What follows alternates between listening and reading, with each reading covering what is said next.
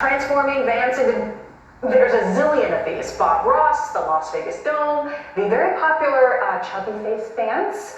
And the VP finally broke his silence on this yesterday, telling a reporter that he has indeed seen the memes, I don't know how you could not, and is enjoying the fun, which is rather par for the course of this administration, particularly when it comes to the internet and this whole venue. Remember his boss, the same guy, hanging out his own mugshot in the Oval Office. Taylor, a sense of humor has got to help. Yes, do you know what? The left is offended by everything. So I love that more and more people on the right are saying, great, make fun of me, I'm good.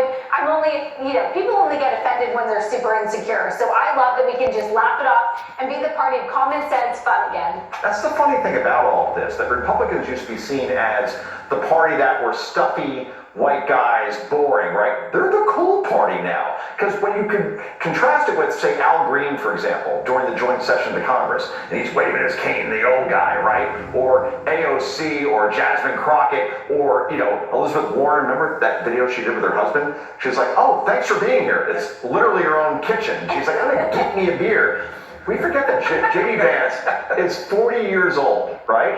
And he was called weird by the 80s goofy sitcom dad, Tim Walz. Turns out that JD Vance has the highest favorability ratings of almost any politician because down to earth, he's like a cool guy and he gets how the internet works just like his boss, President Trump. The meme thing, it works. 100%, it's exactly right.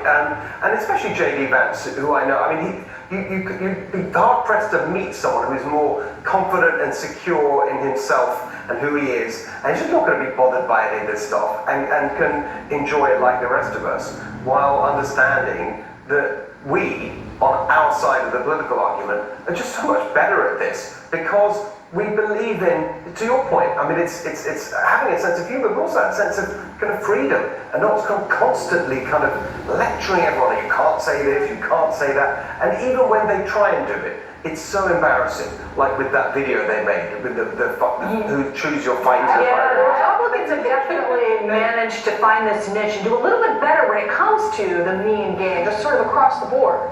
Yeah, social media is so important now in politics, and I think that Democrats are making themselves the story with all these videos that they put out. Me. They think that retweets and likes equals connecting with the American people, when it does not. And they come across, I'm sorry, as angry, Molly. And Republicans are the party that seems like they're having a good time because they're winning. The Oval Office, the Senate, the House, Supreme Court, more states are governed by Republicans now at this point than Democrats, and 89% of counties went more red than blue. The party that's winning is the party that's having a good time. And you can see it in President Trump as well, just the way he's carrying himself this time around.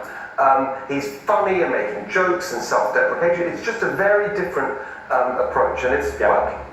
We're making memes fun again. There, enjoy. All right, coming up, a brand new hour, the Big Weekend Show.